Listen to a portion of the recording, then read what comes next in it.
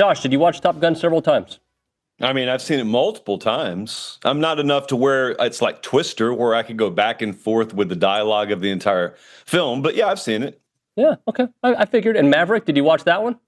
Sure. Oh, I loved it. That was great. Absolutely loved it. Yeah. This is the way we start this show, by the way. Josh Pate is here, brought to you by Academy Sports and Outdoors. Huddle up. Tailgate season is here, and there's no better place to gear up than Academy Sports and Outdoors. Want a grill that says my barbecue is just as good as the smack talk? Well, we've got you a cooler that screams I hold 47 cans and keep my cool, even in overtime. We've got that, too, and fan gear that says I score more style points than a football spinning, back flipping, funky chicken touchdown dance. Academy has it all at undefeatable prices because the fun can't lose. I should have probably read that before I did it, but I did it here on the show with you, Josh. What's up, man?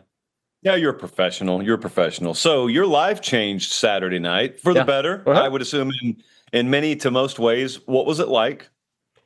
Honestly, it's weird because I remember how I felt in the Alabama win. Being there, I remember how I felt when AC Law hit the shot against the University of Texas. There was like this excitement, like craziness to me. The Notre Dame one was not crazy. It was more like, did I just see him make that touch? Like it's almost like my brain did not process what happened for several hours. It was more like disbelief because I had gotten used to like, we get this close, Alabama game, 2022, we got it. Bad throw or bad play call to Evan Stewart. And, I've had that scenario happen so many times that it took me a while to I enjoyed it, don't get me wrong, but it was more of like is this real? Is this a dream? Yeah, so I was thinking about this because I was thinking specifically, I was thinking about you, I was thinking about Lucci, I was thinking about any of the A&M folks that made the trip up there, not just media, fans, but longer suffering Aggies. If you're 19 years old and you got to go, that's wonderful. I'm not talking to you. I'm talking to someone who's 43 years old, children, wife, mortgages, responsibilities, consequences. I'm talking to them. They know pain. And so when they went up there, I was thinking about that. I was thinking about how it's so important to lose yourself in the moment. Because if you lose yourself in the moment, you're really not thinking about any of that. You're just thinking about, he just caught that touchdown, I'm going to go insane. But it's really hard to do if you're a Texas A&M fan, because the moment is made significant because of the context. And so you find yourself almost thinking in terms of a documentary. You almost find yourself thinking in terms of there's a narrator in your head and this catch just happened and that didn't happen for us in years past. And wow, think about the significance and what could this mean moving forward? And what does this mean for the trajectory of the program? How about just quiet the mechanism, clear the mechanism. An incredible thing just happened. I may never be in this stadium again in my life. This is unbelievable. We got the eyes of the college football world on us. Let's just celebrate. But I know that's hard to do. So I have found myself, the reason I mentioned this is I found myself before at events in big moments, and I find myself thinking like you just laid out, and I'm saying, hey, that's what the Sunday show's for. We'll worry about that on the drive home. Just kind of lose yourself in this moment for a second. And I've adopted that philosophy this year. That's why I mentioned it. So this was one of the first big weekends where something huge happened. Georgia Tech was like that as well, but Georgia Tech's a little bit different. And I was just wondering what the experience was for you guys that have followed that program for a long time to be there. Did it feel like you got lost in the magic of the moment, or was it like you just laid out? Yeah, and I wish I would have gotten lost in the magic, right? It's weird. Like I was just like, it was just a lot of processing, which it's a football game. Like, and I've seen amazing moments before. I wish I would have been able to. I can't celebrate as a member of the media on the sidelines at Notre Dame, but I just wish there would have been a little bit of that, because I feel like when A&M won against Alabama and against LSU a few years back, like when the fans rushed the field, I felt like I wasn't celebrating per se, but I was able to really feel that. But you know what I feel is the gravity of what this means for this program moving forward. And I just think it's, as Coach Elko will say, they haven't done anything yet, but it is a step in the process, and a process that seems to be trending in that right direction, because you look now, he's beat, 3 top 10 teams since he's been at A&M? Yeah, I found myself at Neyland Saturday. And I'm watching Heupel try and get over the Georgia hump. Elko's the same way. He and his program are trying to get over the hump of they cannot do this, cannot do this. Now, you and I have talked a dozen times about the difference between cannot and have not, and I was always a have not guy. Just because you haven't doesn't mean you can't. So, okay, A&M goes and gets their big win, their signature win, their program-defining win, whatever you want to call it. I wouldn't disagree with any of that. So then that was later in the night. Well, earlier in the day, I had been over at Neyland watching Georgia and Tennessee, and it's two sides of the same coin. Elko is capable of winning a championship at Texas A&M. Josh Heupel is capable of that at Tennessee. They were both facing these hurdles that either they or their program or both haven't been able to clear. And earlier in the day, I'm sitting there watching Heupel and Tennessee do everything it takes to beat Georgia. I mean, everything it takes, up to the point where they're quite literally lined up for a game-winning field goal, and they miss it. And because the trajectory of a ball off a kid's toe was not correct, and they go on to lose in overtime, it is an entire dynamics shift on the conversation amongst some around that program. And I watched that happen, and I walk away thinking, yeah, Heupel's the same guy I thought he was when I got to the building today. Just like if that Notre Dame, if Buckner holds the ball and Notre Dame hits the kick and A&M ties it and they go in overtime and they lose to Notre Dame, Elko's the same guy. That's the same team. Their record's different. But think about the difference in the conversation. Think about what it takes to convince some people, not just outsiders, David. Think about what it takes to convince some people that something is possible. It's such a result-oriented world. As much as Elko, rightly so, talks about being process-oriented. That's the way I choose to think as well. That's why a lot of the public and popular narratives don't really make a whole lot of sense to me. Most people don't think that way. And believe it or not, some of your players may not think that way. Some of your donors may not think that way. So it is really critically important, above and beyond just getting the win because it's a win and it moves you to 3-0. It's so important to get those results every now and then. I guarantee you Mike Elko didn't need that result to prove to himself anything about himself. But he sure needed it to put on a platter and put in front of people and say, all right, you asked for it. Well, there it is. Now you see that it's possible. Now will you follow me? Now do you believe me? Hey, we have a texter on the YouTube page that for 2 weeks has asked me to ask you this. I'm going to ask you. He thinks it's about time. His name is Rancho Texan. He says it's about time for Pate to rename Pate State to Pate A&M. So I'm just saying, if at some point, if the Aggies make it to the playoffs and have this deep run, just a thought process behind, maybe you could consider it. This is me considering it. I mean, we have October, we have November. Yeah. So I'll tell you what, I want you hit him back and you tell him, I'll think about it. Okay. Hey, I promise this will be the last time I brought it up because I'm petty, dude. I don't know why I care, but I care about certain things. I love this about you. I don't even know where we're going, and I love this about you. I think, most comments, I just kind of ignore. Every once in a while, I stick to a comment, and I do research on the person, and I'm a petty person. And a particular person on the thread, on the game day thread on Saturday, was laughing at my question to you last week, which was, when is Marcel going to get on the national stage? Okay? And basically, this was in the middle of the first quarter when things didn't look great. It's a long game, by the way. I don't know if he knew that. 3.5, 4-hour game. But things weren't looking great. A&M had the punt blocked. Notre Dame was driving. Okay, cool. And he goes, Marcel's regressed. I will take regressed and that performance 10 times out of 10 if you're going to do that against that secondary and that defense. And I'm just bringing it up because I'm not saying Marcel is going to win the Heisman. I think for right now, it feels like he should be in the conversation today, right? But we got a long way to go. I recognize that. But it's okay to enjoy moments. Regardless of when they come, you're allowed to enjoy and ask questions based on what we've seen so far. You don't have to predict failure all the time. Well, you know that you and I are singing from the same hymnal on this, so I don't have a whole lot of pushback. I do find it interesting that some of the same people who criticize AP poll voters for not coming off their default positions once there's actual evidence in front of them are the same people who refuse to come off their preconceived notions about quarterbacks or players in lieu of actual information being in front of you. So if you didn't know anything about Marcel Reed coming into this year, let's say he was a true freshman and he was starting for A&M, there are people who would be in love with him right now based on this year's body of work that are still sort of out on him. And conversely, Those same people are probably giving Arch Manning every single benefit of the doubt and DJ Lagway every single benefit of the doubt. And let's hold on now. Let's wait and see. We know how talented they are. No, you think you know how talented they are because you made some list. I'm not making fun of the list. I do them as well. But, my follow-up philosophy on that is I just do those to pass the time in the spring and summer. Once we get actual results on the field, you better be ready to pivot. As I told you last week, and I will repeat this until the end of time, 4 quarters of football, 1 quarter of football is worth more than 6 months of talking.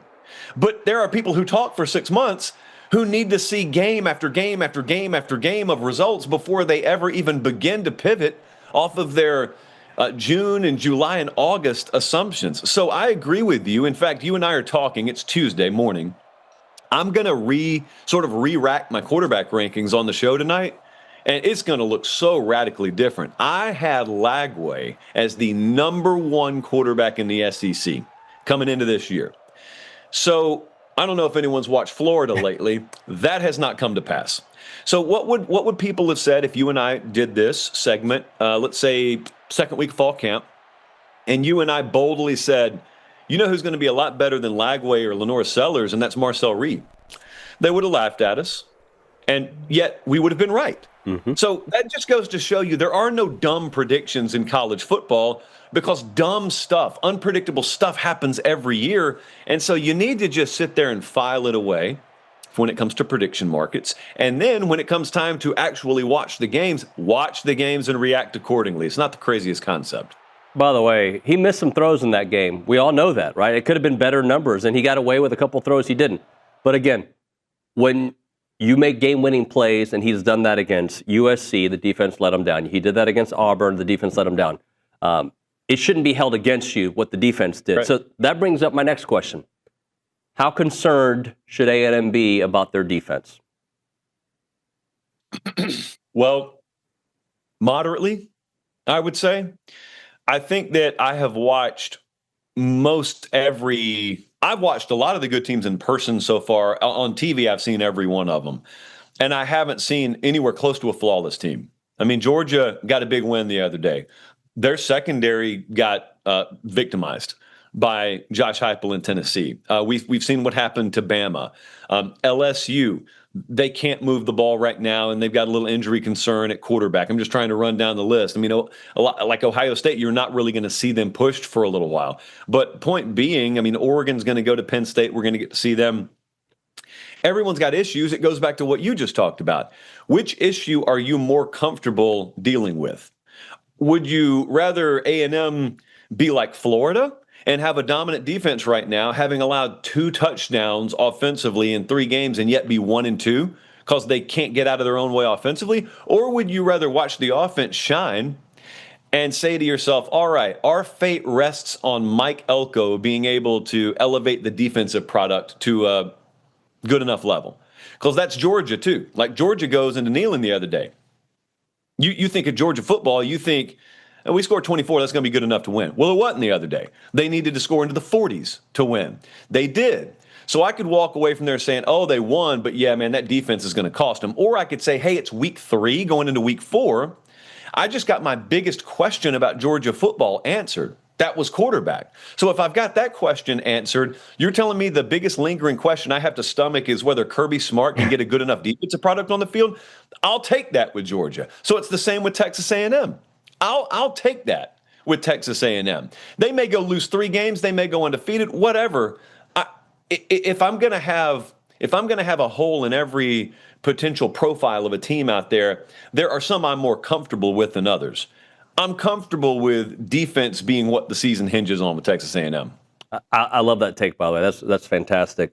So let's talk Tennessee for a minute, because if they weren't in the SEC, if they weren't a team potentially competing with A&M for a playoff spot, I would think they're one of my favorite teams to watch, because Josh Heupel every year, he puts these ingredients in his pot and he figures out a team. And I know they lost to Georgia, and it was a heartbreaking loss. They are so much better than I expected them to be. I could not agree with you more. I am stunned by how this is possible. It shouldn't be possible, really. I tweeted that out when they had 21 on the board early second quarter against Georgia.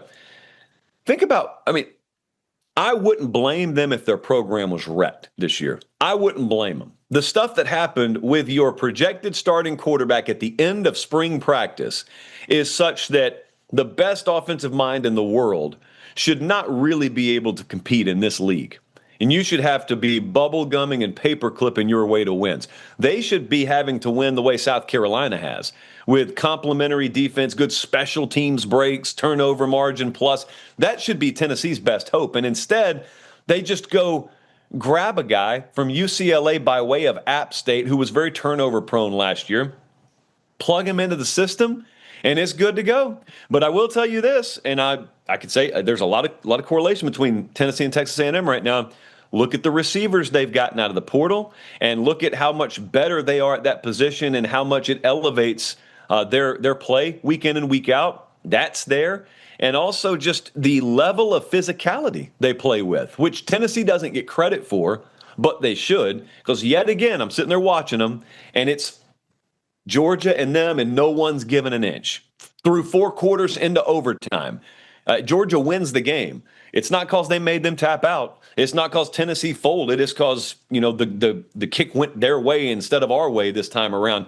So I couldn't be higher on Tennessee relative to what my expectations were. And it was one of those situations, David, where someone loses a game, yet their performance level is so above and beyond what you expected from them in the preseason that you find yourself coming out of the building they just lost, and you're saying, dude, I'm way higher on Tennessee than I was 3 weeks ago. And good for Georgia, but man, good for Tennessee too. And I'm really high on Tennessee, and as I'm saying that, I'm realizing the other team in Tennessee that I'm really high on, and how can you not be, is what Vanderbilt's doing. It's quite shocking, honestly. Like I thought they'd be okay. I didn't think they'd be this, and we'll find out how good South Carolina is long term. But just the brand of football that they're playing on both sides of the ball has been very impressive, Josh. It's the most impressive story to me in the country, because now they're on everyone's radar. This is supposed to be the year that, they did all their talking last year. They snuck up on everyone last year. And not only have they come into this year and won every game, David, they haven't been close. They blew Virginia Tech out on the road. They ran it up on South Carolina. Both of those games were on the road. So they've got a tough schedule. Pretty much everyone in the league does. But, man, it's no longer you get to play Vanderbilt. It is you got to play Vanderbilt. And that's not been the case my entire lifetime in this league. And if it was, the follow-up conversation was, all right, how long is James Franklin really going to be there? I mean, certainly he's going to move on. No one's talking like that with Clark.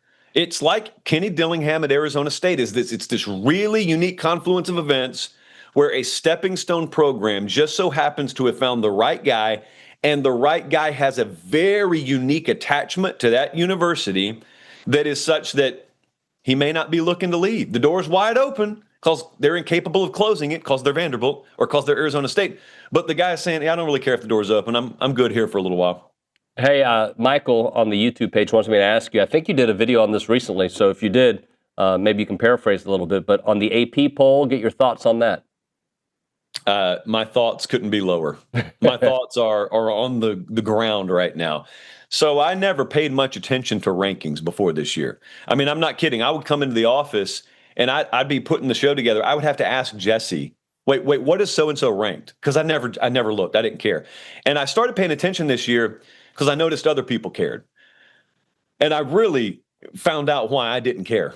Because I'm looking at it's so void of logic. Like I've always done power ratings, which is not merit based. So you're not doing it the way an AP voter should, or even a playoff committee member should.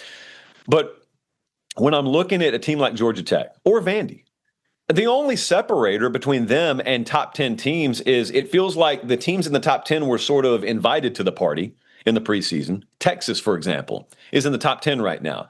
It's not remotely close to a top 10 resume. And if I put a different helmet sticker on that resume, they're either in the 20s or unranked in all likelihood. Conversely, I got Vandy with 2 blowout wins on the road, one of them against the top 15 team. And so that's good enough for 18th or something like that. Georgia Tech goes on the road, -3 turnovers in the first quarter and still beats Colorado. Come home, beat Clemson. They're not even top 15. And good and well, if I put Alabama or Penn State or Ohio State's sticker on that resume, slam dunk #1 team in the country. So I could not think less of the AP. They fully digitized that thing, and it's not even worth the web pages it's printed on, and that's free. Josh, I'm keeping you too long. Let me just ask you just a tiny question. What do you think about all the complaining about the non-penalty call, the holding at the end of the A&M Notre Dame game, and then Terry McCauley on Twitter and this and that? Like, you know, A&M fans have done a good job of showing, well, here's a hold here, here's a hold here. That wasn't called. Like, I mean, a football game, right, comes down to, yes, that they missed it. I recognize that. But it's a series of misses and also a series of plays that determine the end result. Yeah, what happens in football is the calls in the fourth quarter are remembered a whole lot more than calls earlier in the game. I don't think there's ever been a football game in history that if I needed to find anecdotal evidence that I got cheated, I couldn't find it. I will find it. Here's the difference. No one ever complains they got cheated in a 38-20 loss. It's the close game, which takes me back to what my dad used to always preach to me. Now, he was talking about Little League Baseball in this case, but it applies across the spectrum of sports. If you leave a game in the hands of officials, just assume they'll break your heart every time. It's your job not to leave it in their hands. Now, if you do, you may still win. Maybe you'll even get a lucky break. But I can promise you, not just that last game, but throughout the last 5 years, you telling me A&M can't prove they were on the short end of some calls? Like, I wasn't really interested in hearing the nation chastise A&M. Oh, you got lucky. Because I'm like, really? Well, let me welcome you to Aggie football, buddy. Sit down for a second. I have a slideshow that I want to show you. Yeah, I wasn't really interested in that. Hey, man, I appreciate you as always. Sorry for keeping you long. Thanks, man. I appreciate it, David. Later, buddy. Josh Pate there.